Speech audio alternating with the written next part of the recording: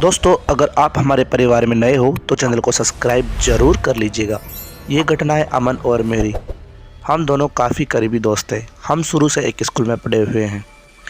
तो मेरे एक दूसरे दोस्त की शादी थी, जहाँ पर मेरे को इनवाइट आया हुआ था। तो मैंने सोचा कि मैं अमन को भी साथ ले चलूँ। तो मैं अमन को फ़ोन करता हूँ और कहता हूँ, अमन शादी के लिए चलना है। अमन ने कहा ठीक है चलेंगे। तो हम दोनों यहाँ से शनिवार की रात को 7:30 बजे निकले। यहाँ से जो शादी का दूरी थी वो समथिंग 80 किलोमीटर थी, और वो जो शादी जिस जगह पर थी वो थोड़ा भूतिया इलाका था, जंगल के अंदर थी। तो बीच में एक शमशान घाट होकर गुजरना पड़ता था। तो हम जब यहाँ से निकले तो हमको वो शमशान घाट बीच में आया, परंतु हमारे ऐसी कोई भी दिक्कत नहीं आई जिससे हम परेशान हो। हम शादी में अच्छी तरह से पहुँच गए। उसके बाद हमने अपने दोस्तों से मुलाकात की, अन्य दोस्त भी बनाए, वहाँ पर खाना वाना भी खाया, उसको दोस्त को गिफ्ट भी दिए, दूल्हे से भी मिले, सब कुछ हमने किया। उसके बाद हमको वहीं पर ही मतलब दूसरे दिन की शाम हो गई थी। शाम हुई तो हमने सोचा कि हमको अभी निकलना चाहिए, परंतु उस दूल्हे ने कहा कि तुम अभी मत निकलो, तुम सुबह निकल जाना, अभी शाम हो चुकी है। तो हमने कहा कि हमको यहाँ पर अच्छा नहीं लग रहा, अब हमारा मन जाने कैसे हो रहा है, तो हमको यहाँ से जाना चाहिए। उन्होंने कहा कोई बात नहीं, आराम से जाना। निकल गए। वहाँ से निकले तो अमन ने क्या है पी रखी थी और मैंने कम पी रखी थी बिल्कुल। तो हम वहाँ से गाड़ी में निकले। निकलने के बाद जब हम अमन तो पीछे की सीट पर सो रहा था और मैं गाड़ी ड्राइव कर रहा था गाने सुनते सुनते। तभी मेरी गाड़ी शमशान घाट के पास आकर ही रुक गई। मेरे को डर तो लगा, क्योंकि उस शमशान घाट के बारे में मेरी दादी ने मेरे को बहुत ही ज़्यादा किस्से सुनाए रखे थे। मैं गाड़ी से उतरा, गाड़ी को सही करने लगा।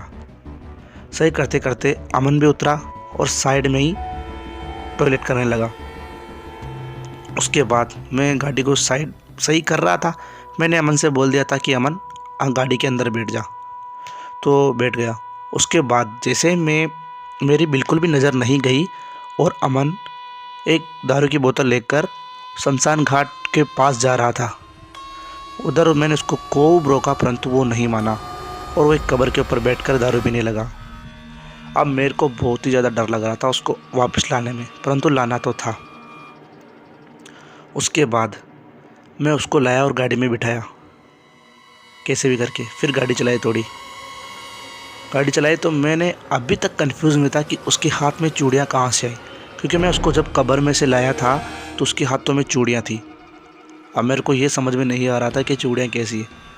उसके बाद फिर हमारी गाड़ी एक जगह और ख़राब हो गई बीच में। शमशान घाट तो निकल चुका था। उसके बाद जैसे मैं गाड़ी से सही करने उतरा, अमन बहुत तेज़ जंगल की तरफ भागा। अब मैं उसका पीछा करता, उससे पहले वो बहुत ही दूर भाग चुका था। मैं बहुत ही ज़्यादा परेशान हो गया और गाड़ी के पीछे खड़ा हुआ था मैं।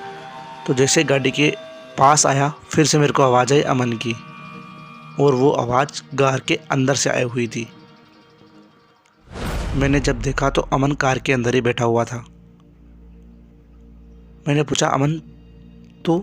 उसने कहा मैं तो काफ़ी देर से अंदर बैठा हूँ। फिर मेरे को ये समझ नहीं आया कि जो अभी भागा था वो कौन था।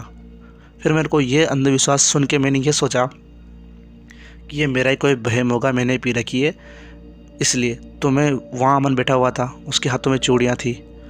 मैंने गाड़ी फुल स्पीड में भगाई। रास्ते में मेरे को अमन ने चूड़ियाँ बजाई अपने हाथों की। मैं डर गया, परंतु मेरे को शीशे में दिख रहा था, उसकी आंखें लाल हो रही थी और वो चूड़ियाँ पहना हुआ था हाथों में। उसके बाद मैं जैसे तैसे करके उसको घर पहुंचा दिया। घर पहुंचाने के बाद वो अपने घर गया और मैं अपने घर। अभी तक उसके हाथों में चूड़ियाँ थी। उसके बाद मैं बहुत ही थका हुआ था, तो मैंने जाते ही सो गया। सोने के बाद लगभग मैं 1 घंटा ही सोया होगा। उसके बाद ही मेरे को ज़ोर ज़ोर से चिल्लाने की आवाज़ आने लगी। मैंने उठकर देखा तो अमन के घर के बाहर बहुत ज़्यादा लोग, भीड़ भाड़ हुई थी। मैंने जब भीड़ में जाकर कारण पूछा तो उन्होंने कहा कि अमन के साथ ये हुआ। और मैंने जब अमन को देखा तो उसको उसके घर वाले पकड़े हुए थे और उसके हाथों में चूड़ियाँ और एक लाल कलर की साड़ी पहन रखी थी और ज़ोर ज़ोर से चिल्ला रहा था।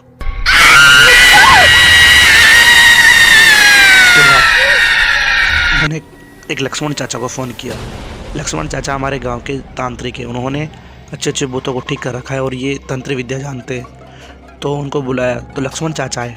उनको आने के बाद मैंने उनको पूरी घटना बताई तो उन्होंने कहा ये जब इसको बाहरी आत्माओं ने घेर लिया है और ये वही आत्मा है जिस कब्र पे ये बैठा है। तो ये लक्ष्मण चाचा ने इसको और मेरे को एक आदमी को इसको 2 आदमी को पकड़ के कार में बैठा के उसी जगह उसी शमशान घाट ले गए और उसी कब्र पर इसको वापस बैठा दिया और उनका तंत्र मंत्र करने लगे। और जब वो तंत्र मंत्र कर रहे थे तब ये बहुत ही ज़्यादा चिल्ला रहा था, एक बार ज़ोर ज़ोर से चिल्ला रहा था। उसके बाद उन्होंने इसके ऊपर जाने क्या फेंका, ये वहीं पर बेहोश हो गया। बेहोश होने के बाद इसको घर ले जाया गया। घर लाने के बाद जब सुबह इसकी आंखें खुली तो ये बिल्कुल नॉर्मल था। इसको ये भी पता नहीं था कि मेरे साथ अभी क्या हुआ था, कुछ नहीं हुआ। जब सुबह इसको मैं मिला तो इसने मेरे से यही पूछा कि अपन शादी में से कब आए और अपन गाड़ी में बैठे थे, मेरे को इसके बाद कुछ भी पता नहीं है। तो मैंने हंसकर इसकी बात को टाल दिया।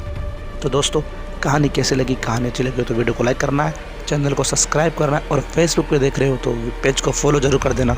मिलता हूँ आपसे अगली वीडियो में।